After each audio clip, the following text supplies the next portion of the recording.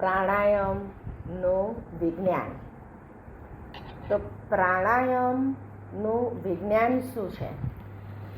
પ્રાણાયામ તો પહેલાં બે શબ્દોનો બનેલું છે, પ્રાણ વત્તા આયામ. તો પ્રાણને આપણા શરીરમાં આયામ એટલે લાવવાનું છે. તો પ્રાણ શું છે? તો પ્રાણ એટલે શક્તિ. હવે આ જગતની અંદર એનર્જી અને મેટર બે વસ્તુનું કન્વર્ઝન સતત થઈ રાખે છે. એક છે એ શક્તિ રૂપે light, heat, electricity, magnetism, gravitation, એ બધી આખી બધી શક્તિ છે, એ આખી વિશ્વમાં પ્રવર્તમાન છે. અને બીજું છે એ મેટર, કે એ શક્તિ જે ઘન સ્વરૂપે કોન્સન્ટ્રેટ થઈ જાય તો એ ઘન વસ્તુ બને, એને મેટર કહીએ છીએ. તો આપણે પ્રાણ આયામ, આપણે પ્રાણની શક્તિ આપણા શરીરમાં લાવવાની છે. આ શક્તિ આપણા શરીરની અંદર આપણે કંઈ બી વસ્તુ લાવવી હોય તો કયા કયા દ્વાર છે? તો કે આંખ, નાક, કાન, મોઢું, આટલી ઇન્દ્રિય અને ચામડી, આટલી 5 ઇન્દ્રિય ભગવાને આપણને આપી છે કે 5 ઇન્દ્રિયોથી કંઈ પણ વસ્તુ આપણે શરીરમાં લાવી શકીએ અને એની અનુભૂતિ કરી શકીએ. તો હવે પ્રાણ, આપણે શક્તિ લાવવી હોય તો ક્યાંથી લાવીએ? આંખથી આપણે શક્તિ નથી લાવી શકતા, આંખથી આપણે જોઈ શકીએ છીએ. કાનથી આપણે સાંભળી શકીએ છીએ, કાનથી આપણે શક્તિ નથી લાવી શકતા. મોઢાથી આપણે બોલી શકીએ છીએ, આપણી શક્તિ વાપરીએ છીએ, આપણે લાવી નથી શકતા. આપણે ખાઈ શકીએ છીએ, જીવવા આપણી એક ઇન્દ્રિય છે જીભ, એનાથી આપણે સ્વાદ ચાખી શકીએ છીએ, પણ આપણે શક્તિ નથી લાવી શકતા. તો શ્વાસ એક એવી જ વસ્તુ છે કે જેનાથી આપણે શક્તિ અંદર લાવી શકીએ છીએ.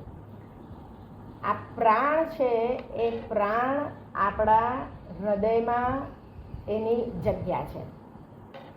તો આપણે શ્વાસથી જ શક્તિ અંદર લાવી શકીએ છીએ. તમારામાંથી જે કોઈ બાયોલોજીના સ્ટુડન્ટ હશે કે આગળ ભણ્યા હશે બાયોલોજીમાં, તો રેસ્પિરેટરી સાયકલ ભણ્યા હશો અને એની અંદર ભણ્યા હશો કે રેસ્પિરેશનમાં જે ઓક્સિજન આવે છે અને એ ઓક્સિજનનું ક્રેબ સાયકલમાં અંદર ઇન્વોલ્વમેન્ટ લઈને એટીપી એટલે શક્તિનો પુંજ, એડિનોસાઇન ટ્રાઇફોસ્ફેટ, એટીપી કહેવાય, energy of bundles of energy, એ એટીપી બનાવે અને એમાંથી આપણને શક્તિ મળે. તો આ થઈ બાયોલોજિકલ ફિઝિયોલોજિકલ વાત. પણ પ્રાણ એ શ્વાસનું સૂક્ષ્મ સ્વરૂપ છે. આ જે એટીપીને બને છે એ શ્વાસથી, રેસ્પિરેશનથી બને છે. એ પ્રાણ એ આ રેસ્પિરેશનનું સૂક્ષ્મ સ્વરૂપ છે કે જે આપણે જન્મની પહેલાં ગર્ભાવસ્થામાં આપણે એ પ્રાણ ગર્ભમાં આવે છે અને ત્યારથી આપણે આ દેહ છોડીએ ત્યાં સુધી પ્રાણ આપણી સાથે રહે છે.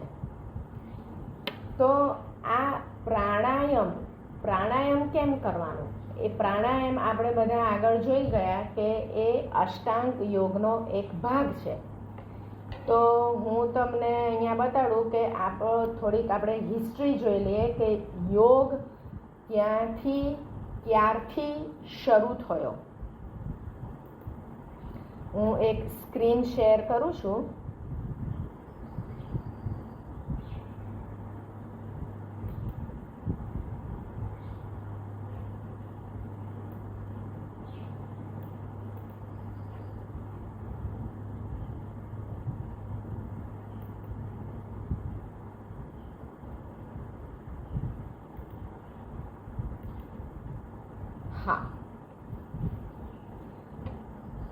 હા, બધાને દેખાય છે આ સ્ક્રીન? હવે દેખાયો? એક જણ? હા, ઓકે. હા, દેખાય છે ને? ઓકે.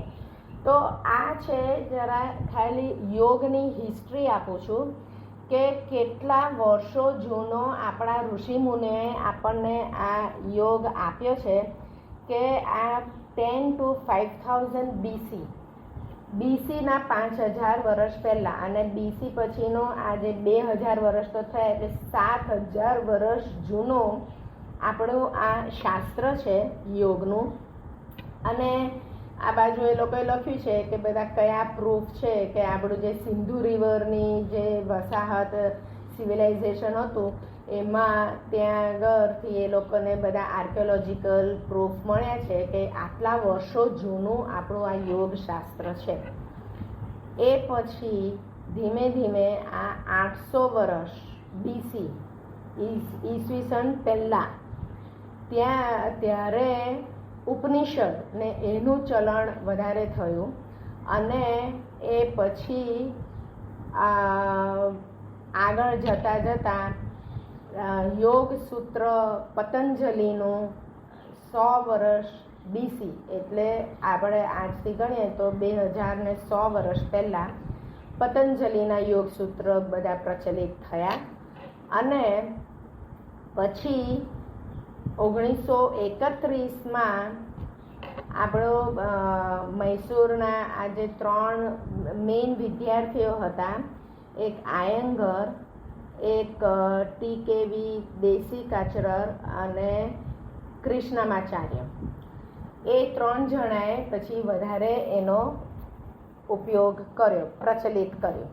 અને હવે તો આપણે જોઈએ છે કે છેલ્લા 4 વર્ષ પહેલાં આપણા નરેન્દ્રભાઈ મોદીએ ઇન્ટરનેશનલ યોગ ડે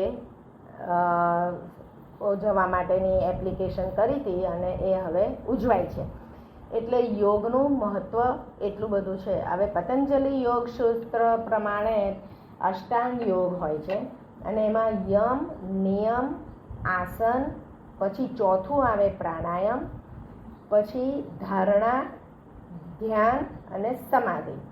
પ્રાણાયામ પછી યમ, નિયમ, આસન, પ્રાણાયામ, પ્રત્યાહાર, ધારણા, ધ્યાન, સમાધિ. ત્યારે 8 સ્ટેપ એ પતંજલિ યોગ સૂત્ર પ્રમાણે એના અષ્ટાંગ યોગ છે. હવે એમાં પ્રાણાયામ ચોથું સ્ટેજ પર છે. હવે યમ, નિયમ અને આસન આપણે જોઈ ગયા પહેલાં કે આ શું છે.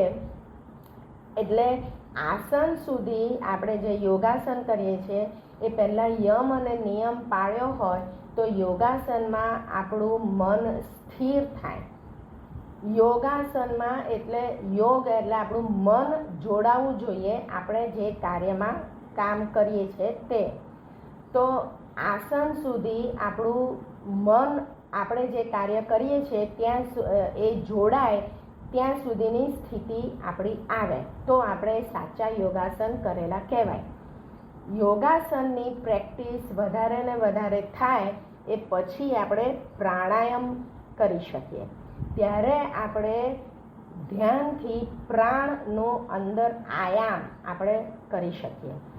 તો આ પ્રાણાયામ એ મેં જેમ કીધું એ શ્વાસનું સૂક્ષ્મ સ્વરૂપ છે. આપણે પ્રાણ આ રીતે જ એ શક્તિ આપણે આ રીતે જ લાવી શકીએ છીએ અંદર. બીજા કોઈ બી ઇન્દ્રિયથી આપણે શક્તિ અંદર નથી લાવી શકતા. ઇન્દ્રિયો આપણને ભગવાને આપી છે એ બહારનું પરસેપ્શન કરવા, દુનિયા જોવા માટેની આપેલી છે. તો આ પ્રાણાયામ જ એક વસ્તુ એ એવું છે કે જેનાથી રોજે રોજ આપણે શક્તિ અંદર લાવી શકીએ. હવે આપણે શ્વાસ તો લઈએ છીએ એટલે ફિઝિયોલોજીકલ બોડીને ચલાવવા માટેની જે શક્તિ જોઈએ છે એ આપણા શ્વાસથી મળી રહે છે. પણ આપણું જે અંતર્મન છે, મન, બુદ્ધિ, ચિત્ત, અહંકાર, એને ચલાવવા માટે આપણને આ પ્રાણરૂપી શક્તિ જોઈએ છે. તો એ આપણે પહેલાં આપણે શ્વાસોશ્વાસનું જોઈ લઈએ કે ફિઝિયોલોજીકલી આ શ્વાસ શું કામ કરે છે. પછી આપણે આ શ્વાસનું રેગ્યુલેશન, જે આ પ્રાણાયામ, જુદા જુદા પ્રાણાયામ છે એનું આપણે જે શ્વાસનું રેગ્યુલેશન કરીએ છીએ તો એનાથી આપણા ઉપર શું અસર થાય, અને એ પછી આ પ્રાણાયામનું ગર્ભસ્થ બાળક ઉપર શું અસર થાય એવી રીતે પછી આપણે જોતા જઈશું. તો આ સ્લાઇડ છે કે જે અહીંયા આગળ આપણા હ્યુમન લંગ્સ, જે ફેફસાની અંદર આપણે હવા શ્વાસ લઈએ તો આ નાકથી આપણે શ્વાસ લઈએ, એ નાકની આખી નળી અહીંયા આ ટ્રેકિયા કહેવાય, એનાથી આ બાજુના 2 ફેફસા કહેવાય, ત્યાં આગળ આપણો શ્વાસ જાય અને અહીંથી પછી આપણો શ્વાસ બહાર નીકળે, જે નાકથી પણ નીકળી શકે અને મોઢાથી પણ નીકળી શકે, અને મોઢાથી પણ આપણે શ્વાસ લઈ શકીએ. હવે આ નાક અને મોઢું, આ નાક અને મોઢાની વચ્ચે અહીંયા આગળ આપણે 2ને છૂટું પાડતું એક એપિગ્લોટિસ હોય છે કે જે 2 નળીઓ ભેગી ના થઈ જાય એના માટેની ભગવાને આપણને વ્યવસ્થા કરેલી આપેલી હોય છે. તો આ થયું ઓવરઓલ કે આ નાકથી આપણે જે શ્વાસ લઈએ છીએ એ ક્યાં જાય છે. હવે આ જે છે ફિગર, તો આમાં આ હૃદય અને ફેફસા એ 2ના કનેક્શનનું ફિગર છે. તો આની અંદર તમે જોઈ શકો છો કે આમાં જમણી બાજુમાં આ 1, આ 2 અને આ 3, એ 3 લોબ્સ છે ફેફસાના, અને ડાબી બાજુ આ 2 લોબ્સ છે, એને લોબ્સ કહેવાય ફેફસાના. તો અહીંયા આગળથી આમાંથી શ્વાસ અંદર આવે છે અને આ ફેફસાઓમાં હવા આપે છે.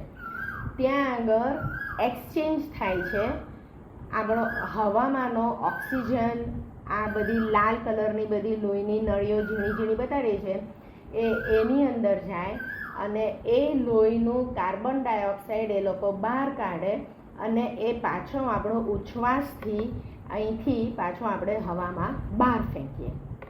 તો આ હૃદયમાંથી લોહી જાય એ શુદ્ધ થવા માટે આ લંગ્સમાં જાય, પછી લંગ્સમાંથી ફેફસામાંથી શુદ્ધ થઈને એ લોહી હૃદયમાં જાય, અને પછી એ હૃદયમાંથી આખા શરીરમાં બધે લોહી જાય.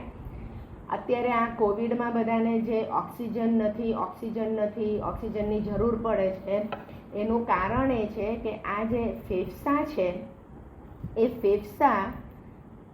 ફેફસાનો આ ફિગરની અંદર તમે જોશો કે આ જે છેલ્લે છે એ નાના એ બધા એર સેક્સ છે.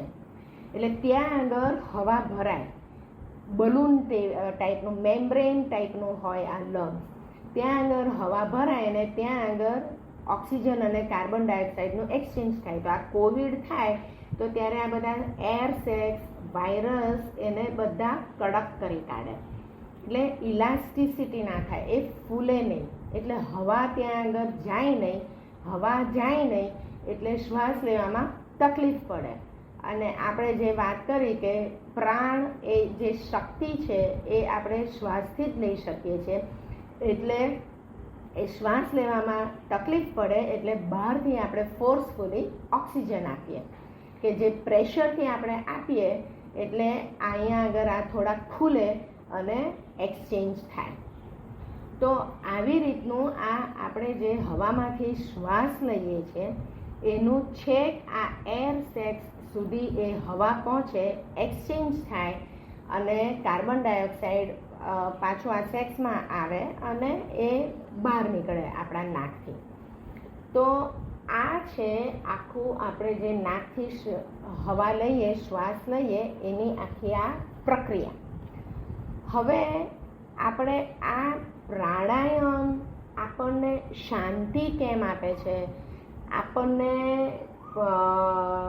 અંદર જે શક્તિ જોઈએ એ કેવી રીતે આપે છે, તો આ ફિગરની અંદર આપણે જોઈએ કે આ નાક છે, નાક અને મગજ અહીંયા આગળ આપણી આંખો છે, આ સાઈડ ઉપર કાન છે અને અહીંયા આગળ જીભ છે. હવે આ નાક, આંખ અને કાન એ ત્રણેય ઇન્દ્રિયો ડાયરેક્ટ મગજ સાથે કનેક્ટેડ છે.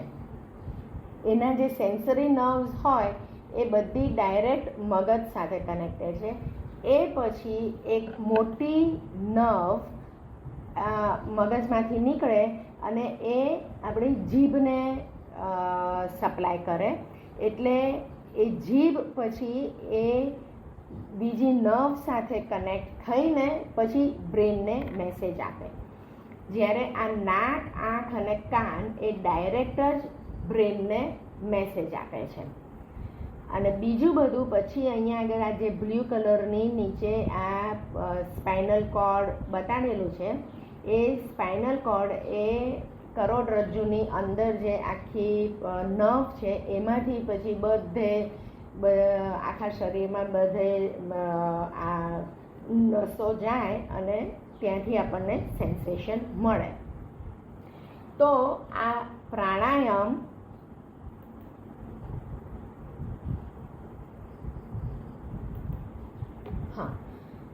તો આ પ્રાણાયામ કરવાથી શું થાય છે? આપણે જે શ્વાસ લઈએ એમાંથી જે શક્તિ મળે એ શક્તિ આપણે અંદર લઈએ છીએ. હવે આ પ્રાણ પણ 5 પ્રકારના છે. એમાં જે મેઇન પ્રાણ કરીએ છીએ એ પ્રાણ જે હૃદયમાં સ્થિત છે. પછી અપાન, ઉદાન, સમાન, વયાન. પ્રાણ, અપાન, ઉદાન, સમાન ને વયાન. હા, એ આ 5 પ્રકારના પ્રાણ છે. આપણે જે બહારથી લઈ શકીએ છીએ એ મેઇન પ્રાણ એ આ વાયુ સાથે, પ્રાણ વાયુ જે આપણે ઓક્સિજનને કહીએ છીએ, એ જે શ્વાસ લઈએ છીએ, શ્વાસનો ઓક્સિજન આપણને શક્તિ આપે છે. તો એ પ્રાણ અને એની સ્થિત જગ્યા હૃદયમાં છે. અપાન એ પણ પ્રાણ છે, એ આપણા મળ દ્વાર આગળ એની સ્થિત જગ્યા છે. એનું ફંક્શન છે એક્સક્રીશન, એટલે કે બધું શરીરમાંથી ઉત્સર્જન ક્રિયા કરવાનું, એ અપાન. પછી ઉદાન છે, એ ઉદાનની જગ્યા ગળામાં છે અને એ પ્રાણ એ ઉપરની તરફ લઈ જાય છે, એની ગતિ ઉપર તરફ છે. સમાન એ ડાયજેશનનું એનું ફંક્શન છે.